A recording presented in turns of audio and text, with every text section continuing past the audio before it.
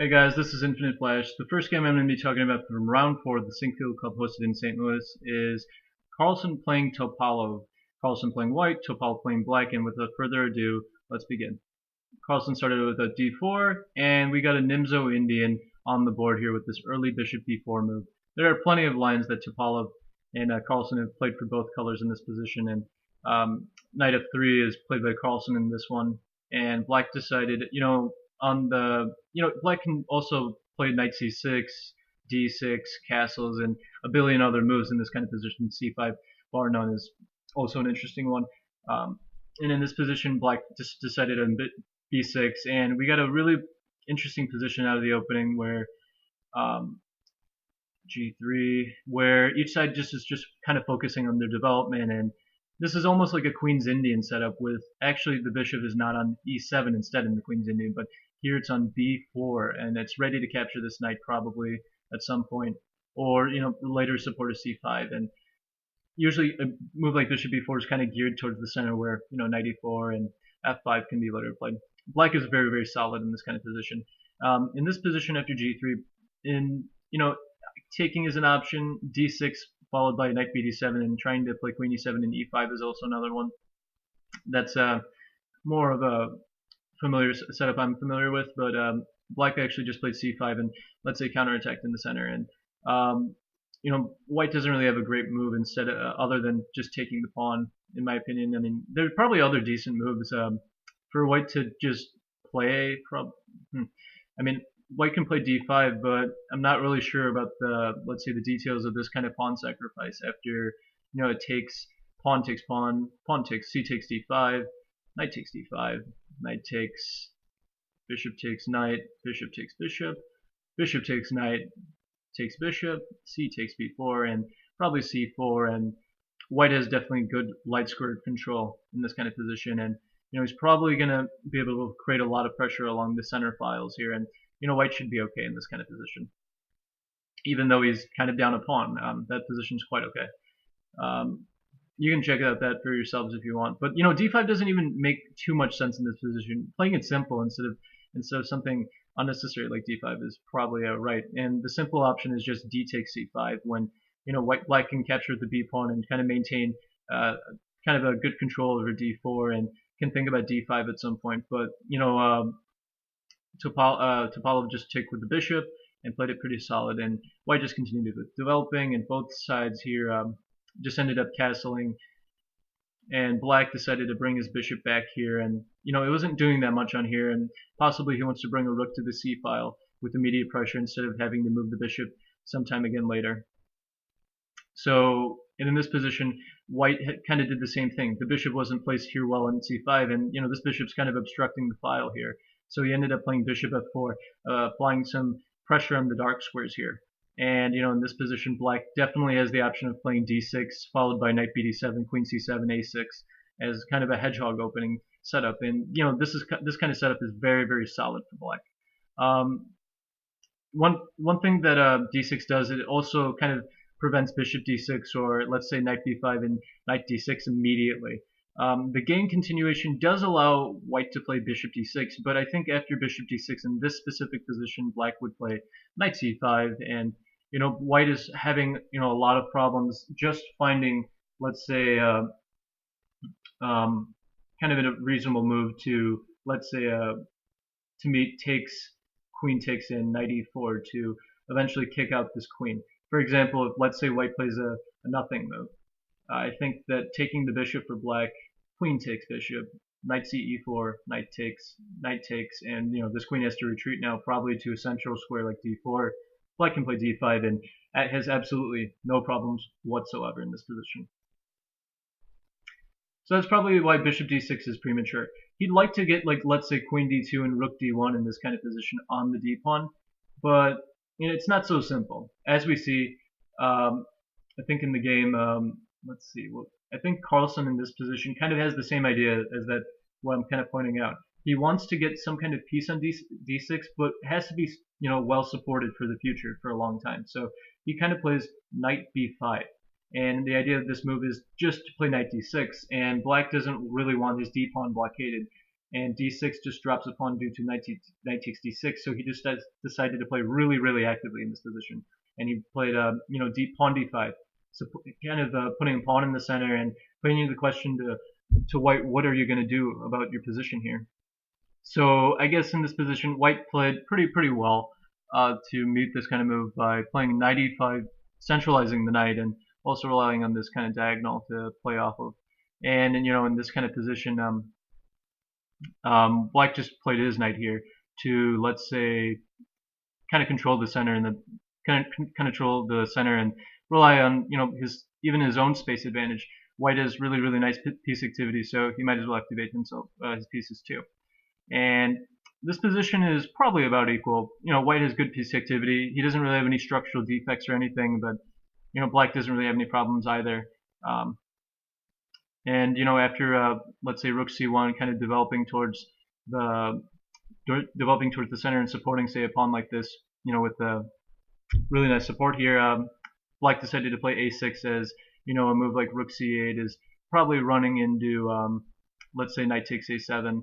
So he doesn't really want to lose that pawn, and after knight c3, and by the way, you don't want to really play knight a3. Black is not, like, let's say, obliged to take the pawn just yet, as this knight is already kind of on the corner, and it's not looking too great over there.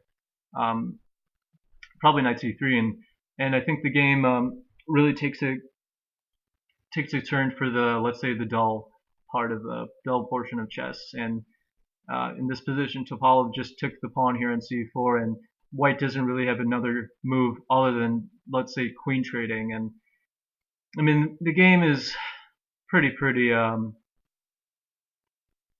I'm sorry, probably not takes the queen. I meant just takes here first. Bishop takes b7, knight takes b7, and now queen takes d8. The game is just taking a course for the, let's say, the long grind here. I mean, without the queens on the board, it's going to be really tough to, let's say, make headway as white in this equal position. With black, having some weaknesses here, but he still has to get the pawn back in this position. And after knight c6, I mean, black can play rook d7, but I think white plays knight b8 and captures the a6 pawn, so he doesn't really want to allow that. He just played rook e8 in this position, and after white centralized his rook here and is controlling the file for the moment, black played h6, and I suppose the idea with this move is is that it's just kind of a waiting move, kind of giving the king some loft room. And black could have also played many other moves such as bishop d8, trying to, let's say, untangle himself, or possibly knight d8, or maybe not this move, but also a4. Sorry, b5 is also an idea when in this position, b5 a4, and this kind of position is pretty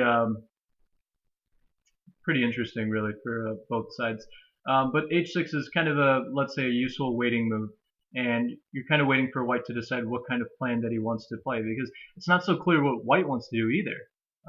I don't really see a helpful plan other than probably trying to get the knight to probably generate some attack on these weak pawns. And in this position, white kind of wanted to move the knight away without having to deal with this move such as knight d5. So he just continued with e4, taking some space in the center. Makes a lot of sense. And in this position, black decided to improve on this position by playing bishop c4. And what the idea is that if the pawn was here, black wouldn't have played bishop c5 because white would have the option of e3, kind of blunting this bishop here on c5. Ignore that highlighting of this bishop. That's just kind of one idea that you can think of. And in this position, we get a further simplification of the position, and white played e5, kind of gaining space and controlling the d6 and f6 squares, so no piece could go there. Black played knight d5 and gave back the pawn. You don't want to really, let's say, play your knight to this square, which is kind of left on the side of the board, and playing it back to d7 actually just drops the knight, and h7 looks a bit ridiculous. So knight d5 happened, where this kind of exchange happened, and at least black freed his game up. So now he's free to play b5 here, have this pawn majority, and try to activate his pieces now. Probably the rook first at some point. Yeah, and this pawn is kind of weak, so black can definitely try to target that. And rook e6, attacking this knight also looks kind of a nice, kind of a, let's say, normal idea. And in this position, we saw white play the pretty interesting bishop e3. You know, another move that, let's see, I guess some other moves that white can consider are probably rook cd1 followed by rook d7, but I think black can play rook e6 attacking this knight, but probably just rook here, and white just counterattacks this knight, and probably this kind of simplification will happen when black will end up playing g5 and this bishop has to back up. d2 looks unnatural, c1 looks even worse, and probably white will have to play bishop e3 anyways. And that position is probably roughly equal. And you know, instead of rook cd1, white just thought, okay, why not just play bishop e3 immediately? And we got even further more simplifications with bishop takes e3, f takes e3, rook e6, kind of the same idea as I was talking about. And you know, in this position, white doesn't really want to play rook d7 as he's kind of left with this weak pawn over here. So he decided to play knight d4, attacking the rook here now, and forcing black to move the rook along the rank over here, or just back. So in this position, black just decided to play rook b6 and, you know, possibly support his queenside pawns. And it's a kind of a good defender of the a6 pawn, which is the most important, like, let's say, a base of the pawn structure here for this pawn chain right here. And, you know, in this position, white tried to open up the c file for this rook with this move b3, and, you know, now white's just threatening to take, so black has to defend this pawn with this rook here, and, you know, certainly b takes c4 is an option, but I think black would be happy to get a passed pawn in this kind of position while opening. You know, the problem with the move like b takes c4 is that it runs into black getting some activity here as well. So, you know, white doesn't want to take there. And, you know, in this position, he just played like a waiting move with king g2. Black played rook c5 and further more tried to trade off some pieces and try to expose the weak e5 pawn. White really doesn't have a choice. He could give, now he doesn't really have a choice, I guess. He just decided to take the rook, knight takes c4, knight takes c5, b takes c4, takes, knight d3, trying to go after the weak pawn, rook c8, giving this intermediate check, king h7, and now white liquidates his weak pawn here with e6. A very, very, let's say, nice, let's say, returning pawn sacrifice, when black doesn't really have any better than just taking the pawn. And after king f3, king g6, we saw a lot of, let's see, a lot of slow moves played when, you know, white's just kind of, white and black are just playing out a few moves, trying to make progress in the position.